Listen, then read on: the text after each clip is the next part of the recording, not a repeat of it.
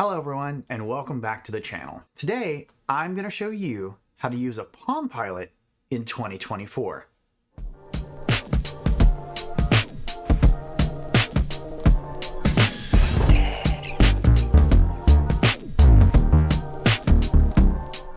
Now, for those of you who don't know, a Palm Pilot is a generic term for a personal digital assistant, which is a device that was used prior to the advent of the smartphone. Today, I'm going to take a look at the Palm M515, and I'm going to show you, we're going to talk about the specifications of the device, its release date, some of the functions, and how I use it. So taking a look at handwiki.org, we can see that the Palm M515 was released on March 4th, 2002. Keep in mind that in March of 2002, Google was only 5 years old at the time. So like I said, the Palm M515 was released on March of 2002. The device came with Palm OS 4.1.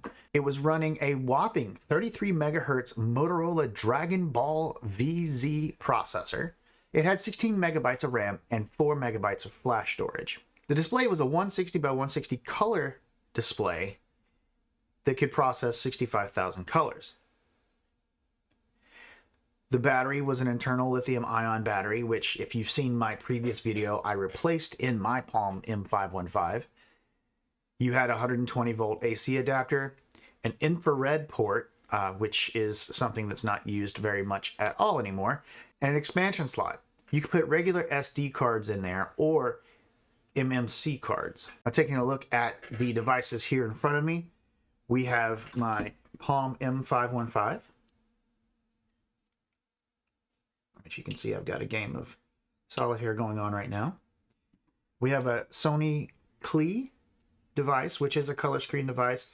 A little bit different with the storage cards. They use special memory sticks, but also came with an infrared port. And then the Palm 7X, which you can see here has internet connectivity, but we'll talk about that later. So at the Palm M515's release, it was a pretty powerful device. So going over some of the features here of the Palm M515, we have our SD card slot, which I've got an SD card in there right now. You've got your proprietary pin connector here to sync with the computer. You turn the screen on with this button here. You have time here with a hidden menu to get to different app options. And you have an option screen here, which will tell you preferences. You know, you can set your preferences and then look at the about screen. We have an address book. I've installed some games on here. I do have this email client set up to basically allow me to send and receive emails once the device is hot synced, but I haven't set that up yet. And I have a feeling that I'm not going to be able to set that up because there have been so many advances in email security since this app and this device have come out that I don't really think it's going to work. You have a built-in calculator, clock. I have some games in here.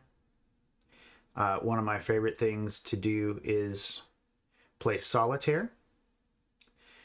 There is a Starship emulator app on here where you can pretend that you are on the bridge of the Enterprise. You have helm controls.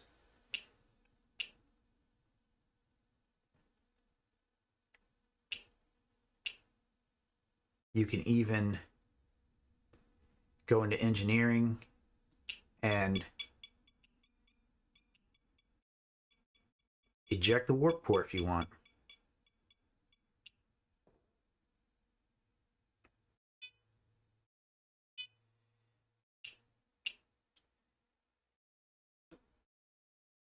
Now there are two ways to enter information into a Palm Pilot. Number one is you go into any of your applications and you have this little pad down here, this little section down here on the device, where you can use a writing technique called graffiti. And if I can find a layout of it, I'll put it up here somewhere. But basically you come down here and you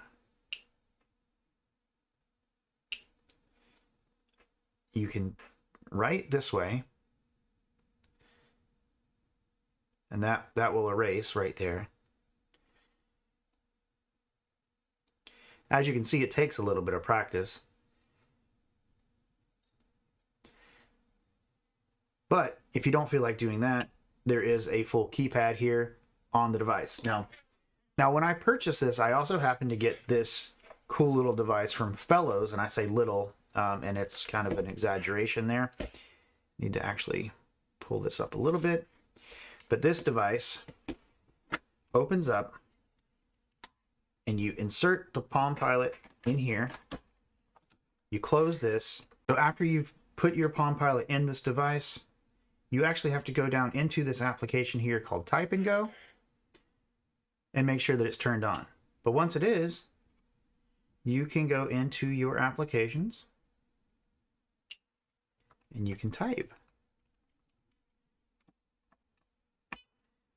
You even have cut, paste, and copy functions, which is pretty cool. This is not something I use on a regular basis just because the device is the size of a literal brick. But you do have your IRDA port there, so you could beam applications to another device. You just have to unlock, slide this out, the device pops right out. This has no batteries. It does come with its own stylus. It's pretty neat, but like I said, I don't use it very much because it's just gargantuan. So that's option number one. Option number two is to use the Palm desktop. Now, as you can see here, you have date, address, to do, memo, media, and install. To see all of these, you have to run the Palm desktop as administrator. Otherwise, the only thing you will see is media and install, which I think is kind of weird. But what you have to do is you go in here and you would create a meeting, or, you know, something like that. So you create a meeting, you tell it when you want to do it. We'll put it for tomorrow at 11 a.m. File. I don't have any categories, so we'll put business, personal, just to have some categories there. So we'll set this up as a business meeting. The location is, we'll just say Maui, because why not? And we'll set an alarm. And we'll say 10 minutes beforehand. Then click OK. So there we have our meeting. The same applies for addresses, to-do lists, memos, media, and then finally you have an install option. Now install will give us this little pop-up here. And installing an application on the Palm M15 is just as easy as downloading a .prc file, clicking on it, and adding it to this list. And then at the next sync, the device will sync right up and connect. So what I'm going to do now, I'm going to add our overhead shot here just to show you. You take your proprietary cable, you plug it into the Palm. So you've got your Palm M515 connected, and then you can see here we've got our hot sync application set to cradle or cable. You press sync.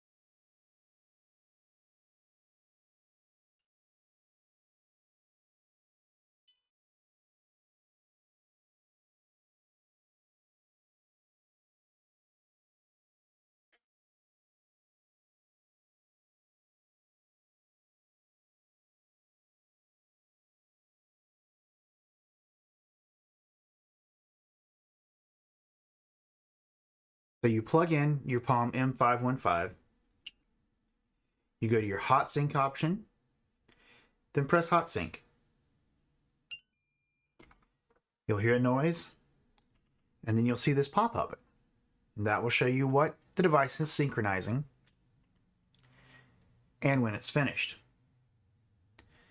Depending on the applications you're installing, the synchronization process could take a couple minutes. In this case, it's just backing up the device in case something happens to it. But if you wanted to see details, you could click on See Details. And that's it. The device is now synchronized with the desktop. Now, as you can see, we now have our meeting set up here. You do have to enable the category of all. When you're going into the datebook, you have to make sure that all is selected. It's a little confusing and not very intuitive, to be quite honest, but it does work. Now, as I said earlier, some of the Palm devices out there could get to the internet. As a matter of fact, my Palm 7X here has an antenna that would allow you to connect to certain services. However, none of those services are active anymore, so that feature on this device is kind of useless. This Palm runs on AAA batteries, has the same infrared port, and has a monochrome display. As far as finding the software that I'm installing, including the Palm desktop, there is a website called palmdb.net. From there, you can download a variety of applications. Now, as you can see here, we've got documents, disk images. Those disk images are proprietary disk images for the devices themselves. So you could find the Palm desktop, you could find the install files that originally came with the device, and any kind of free games and applications. But they also break down other games, media applications, productivity applications, system applications, and things like that. And it's just as easy as going into a game, let's say, and you'll pull down the game. Some of these I don't download because the Astraware stuff does require you to hack it, and that's a whole different ball game there. And the real reason is because the software manufacturers in some cases don't exist anymore, so having to activate the software just won't work. But you just basically download the app. In some cases it's a zip file, but in other cases it's a .prc file. There's even a version of Tetris on there. So let's see. This one has a serial number that's built into it. Not exactly hacking it, but not exactly not. So you click on the .prc file, which should open this tool here. I'm going to pick my device and click Install. That brings another screen up here. And I just tell it I'm done. And on the Palm Pilot, we go back to that. And once again, we sync. Every time you go to sync your Palm device, it will go through Palm Desktop and go through each one of the tabs: date, address book, to do, memo, media, and install.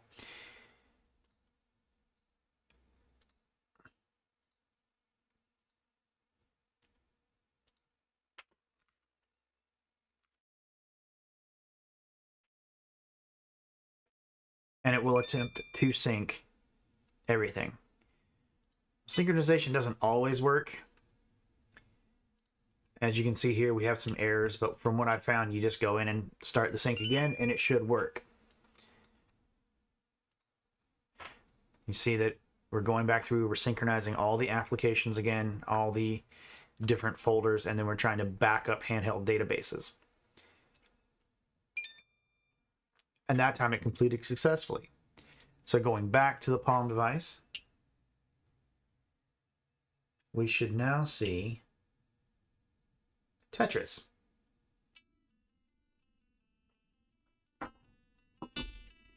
Complete with sound.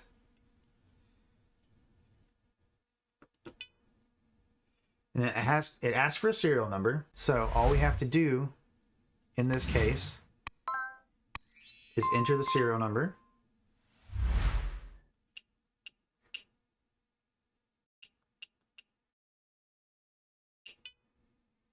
And there you go. And there you go. Now it's activated. And you just use the keys on the device to rotate.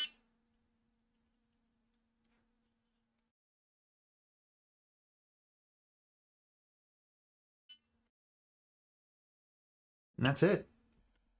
Pretty cool. And that's how you install applications on the Palm M515. I will put a link in the description for palmdb.net along with the wiki page that I pulled up to talk about the Palm Pilot itself. So to get the Palm Pilot to sync with Palm Desktop, you first have to install Palm Desktop on your computer. Now I'm currently running Windows 11 and Palm Desktop works just fine. I am using Palm Desktop version 6.22. You also have to install some drivers, which you can find on the PalmDB website. You just go to Tools and Drivers. And you have different drivers for different devices. I have been able to get my Palm M515 along with the Palm 7 to sync. I have not been able to get the Sony to sync yet, even though there are drivers on this webpage to do it. I haven't been able to do it. I think it needs a particular adapter that I do not have. But installing the desktop and the drivers is pretty straightforward. And once you do that, the majority of the time, synchronizations will work between the Palm Desktop and your Palm device. So if in 2024 you're looking to break away from all of the AI tools and web-based things and just get a simple device that will allow you to play some games and write some documents and just have a disconnected experience, then I would say a Palm device might still be very relevant for you. I have these and I play with all three of these on a regular basis. I'm actually kind of addicted to solitaire right now, but I do use other features of the Palm Pilot like the address book and the calendar. So that was my overview on the Palm M515 and its setup with Windows. I hope you've enjoyed watching this video as much as I have making it. My name is Bryant. This is Reviews for Nerds. Have a great day.